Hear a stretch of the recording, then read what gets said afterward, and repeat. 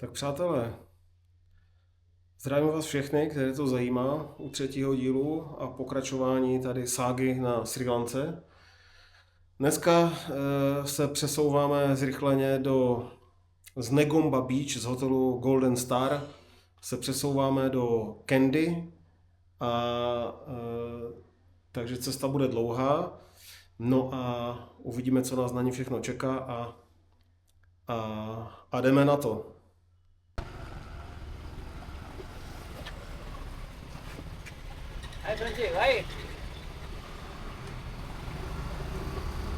Jsem zastavil u silnice tady na nějaký oběd. Úplně jednoduchá věc. Vyhnul jsem se městům velkým, kterýma jsem projížděl. Nebo velkým, no.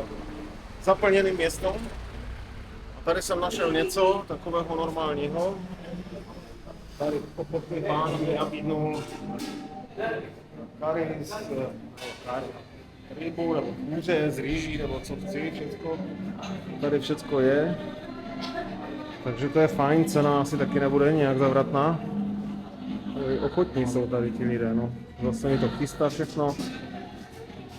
Tak se tady najím, no. Jaké to bude? Takže jsem po jídle. Ten človíček ochotný, který tady byl, tak mi nabídnul teda to kuře, akorát mi neřekl, že v tom asi kilo chili. Tak doufám, že do toho Kandy dojedu nějak normálně, protože to je hodně nebezpečná záležitost, no. No a tak vyžádal jsem si tady fiskální účet, ať si můžu všecko zapsat, kolik jsem tady utratil, tak mi ho donesli tady, ten účet.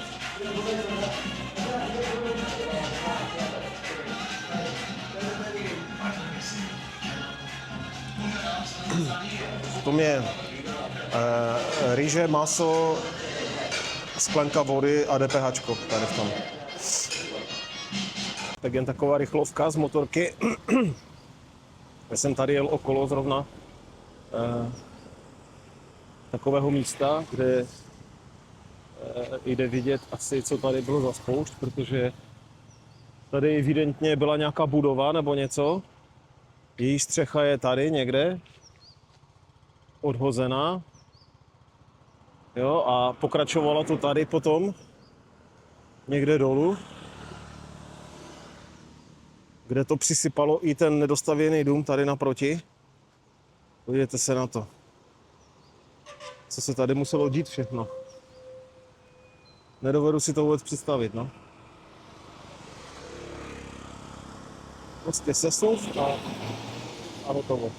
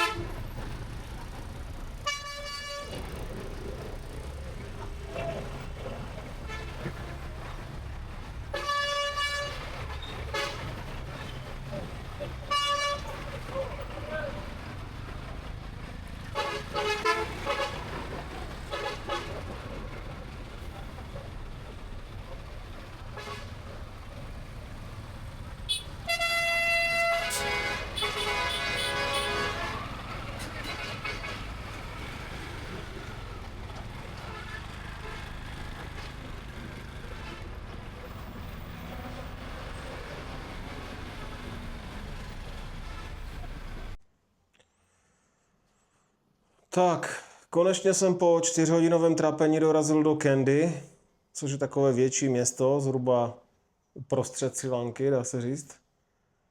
No a objednal jsem si tady takový hotel, který není moc drahý. Zatím vypadá slušně, je čistý a nevidím tady žádný problém. Zaclony jsou v pořádku, jo. Nic se neděje, všecko je v klidu. Tady vám ukážu nějaký pohled na ten život tady. Jestli se mi podaří otevřít okno. Aha. Funguje, jo, takže tak. No, takže je to vlastně jako blízko toho centra, toho Kandy. Já jsem to vybral proto, že je tady blízko pár zajímavostí, tam už vzadu vidím jednu takovou. Nějaké docházkové vzdálenosti, něco, co se dá navštívit. Tak to tady prošmejdím trošičku. No a vzal jsem to na 3 noci nebo 4, už nevím, asi na 3 noci. Protože se mi nechce se pořád přesouvat z místa na místo a pakovat ty bagle. No a ještě k hotelu, kde jsem byl, na ten Negamoto Beach, nebo jak se to jmenovalo, tak taková věc, jako představte si, že jsem si nechal udělat servis s prádlem, jo.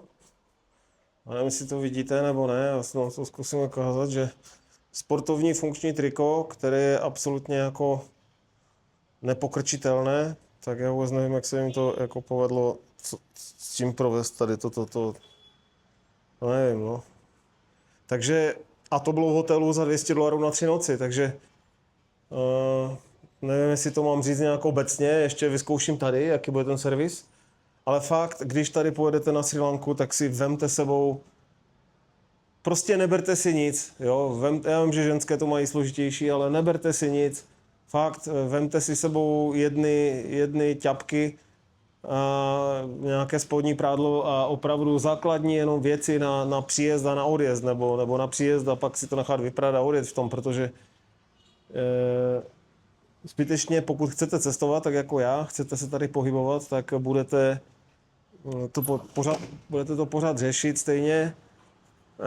Já myslím, že se skoro vyplatí možná i tady na nějaké tržnici si prostě koupit 5 triček a ty po zašpinění jako vyhodit. No, protože triko, jak se zjistilo včera u toho koupání těch slonů tam u té atrakce, tak za něho chtěli 4000, tak jsem tu paní odmítl, pak jsem si uvědomil, že to je vlastně asi $13, jo, za to tričko, tak to zase není taková hrůza, jo.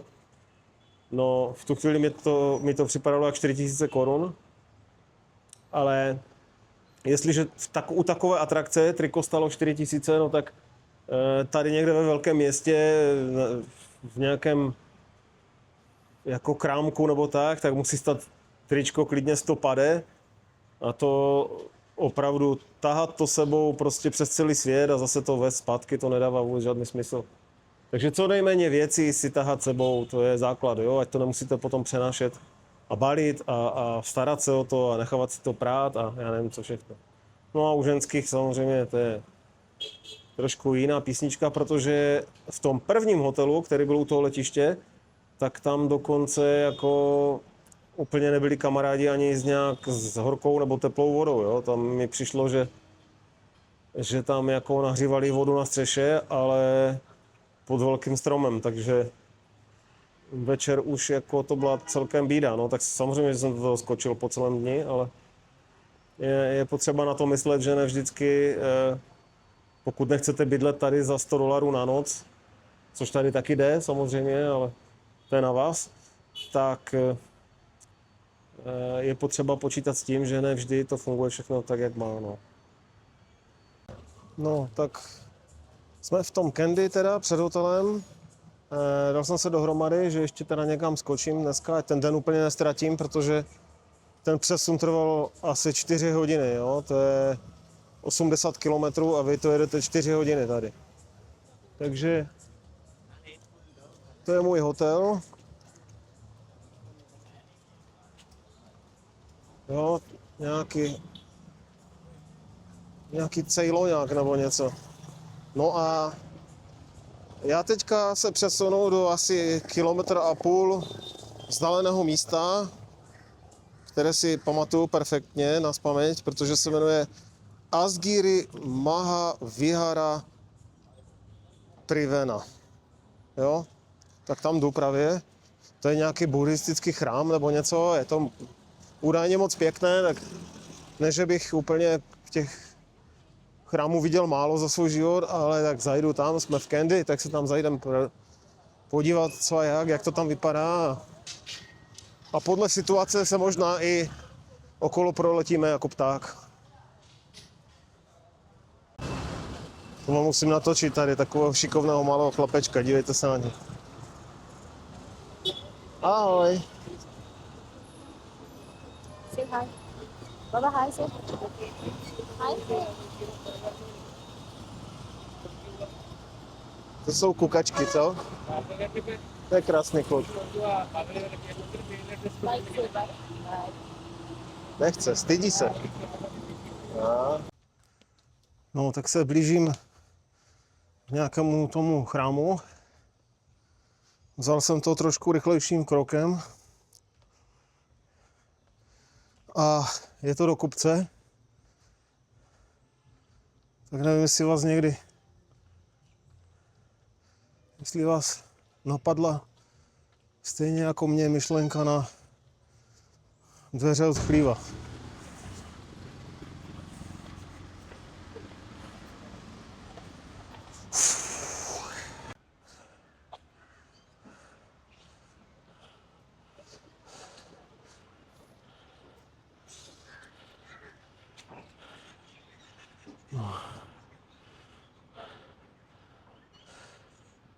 Asgiri pagoda. Do těch schodů to moc pagoda nebyla teda. To vypadá i takhle.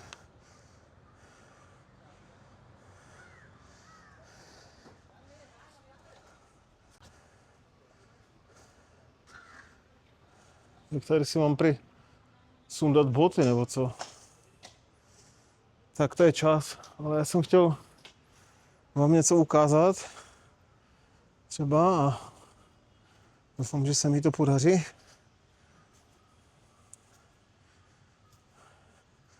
Dokud úplně nezaleze sluníčko.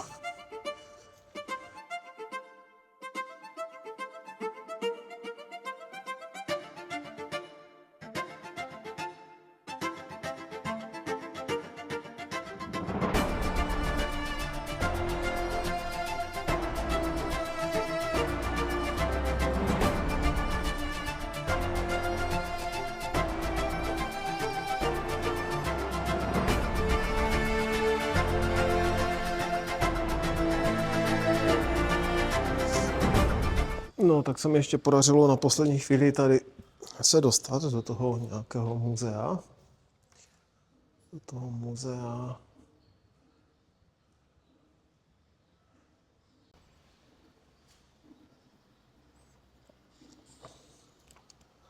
No škoda, že už se setmělo tak rychle, protože jsem chtěl ještě udělat pár nějakých hezkých záběrů z dronu, tak něco se povedlo, ale není to úplně všechno.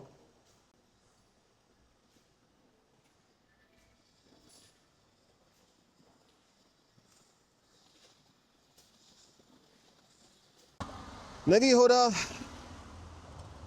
té ucpané dopravy je ta, že než se přesunete někam, kam potřebujete, tak utečou 4-5 hodin, pak ten den se zkrátí, no a o 6:30 už je tma, jo, jako teď, takže najednou je málo času na všechno, no.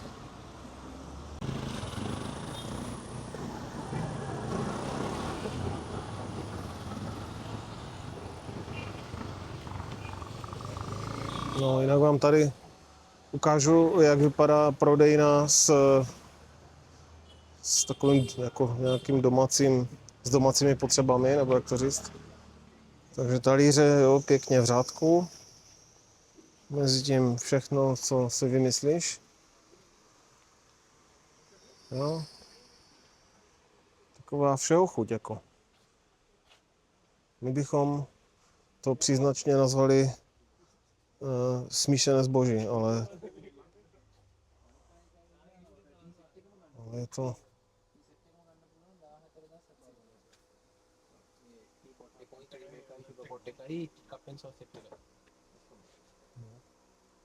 Dohaduje se tady cena zrovna za nějakou konvičku nebo co.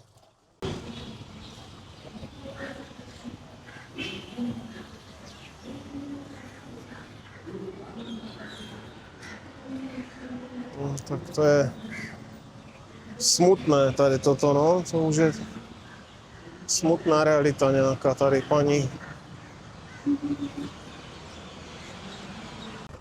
Tak to vypadá, že chceš někoho přesvědčit, že tvůj autobus je ten nejlepší, který tady jede.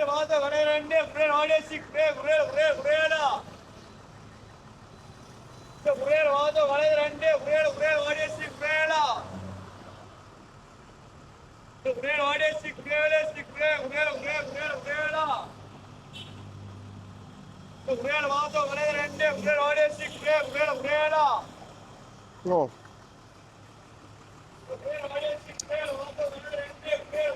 Říká to hezky, ale ta výslovnost tam není moc.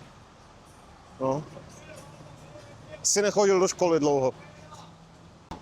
Skočil jsem si do nějakého family restaurantu a dám si nějakou večeři. Včera jsem neměl, ale dneska si dám. No, abych se ještě vrátil k tomu včerejšku, tedy k tomu druhému dílu.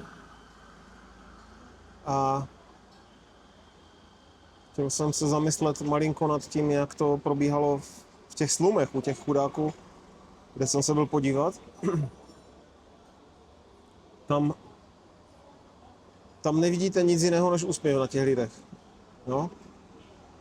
Já nevím, jestli se někdo z těch lidí hroutí z něčeho nebo ne, ale mi to přijde, že já nevím, jestli to je ten buddhismus nebo výchova, nebo já nevím co, ale v tak katastrofálních podmínkách prostě žije 20-30 lidí a vlastně všichni jsou úplně happy.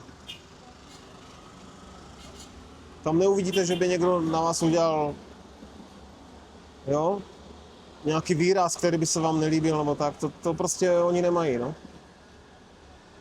Za všechno poděkujou, prostě, i když jim dáte 20 rupí, což je nic, tak fakt za všechno prostě, je to jiné, no. Ten buddhismus asi bude celkově nějak jinak, protože já jsem teda nevěřící, nechci se pouštět do nějakých úvah, ale nějaký rozdíl proti tomu křesťanství, anebo proti tomu, jak se prezentují jako představení té víry křesťanské u nás, tak rozdíl tady vidím jednoznačně.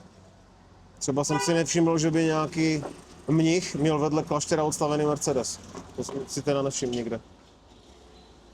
Takže mají to jinak, ta skromnost je v nich, mají to výchovou, ale mniši jdou příkladem právě, no.